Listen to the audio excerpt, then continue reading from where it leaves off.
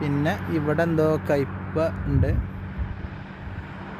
കയ്പ അങ്ങനെയുള്ള ഓരോ സാധനങ്ങളാണ് ഇവിടെ. അതിനിടയിൽ എന്തോ മുളകും തൈ എന്തോ വെച്ചിട്ടുണ്ട്. അങ്ങനെ ഒരുപാട് കൃഷികളുള്ളൊരു സ്ഥലം.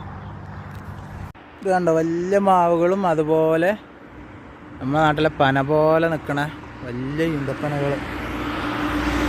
രസമുണ്ടായിരുന്നു. ഇത് കണ്ടു കഴിഞ്ഞാൽ നമ്മളെ നാടല്ല എന്ന് പറയാം.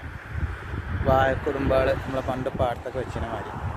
അതിൻ്റെ ഇടയിൽ ഈന്തപ്പന ഉണ്ടാകുമ്പോൾ മാത്രമേ നമുക്ക് എന്ത് ചെയ്യാൻ പറ്റുള്ളൂ, ഗൾഫ് കൺട്രീസാണെന്ന് പറയുള്ളൂ. കണ്ടോ, വലിയൊരു മാവാണിത്. കണ്ടോ, ഈ വാഴക്കുടുംബൊക്കെ നാട്ടിൽ തന്നെ.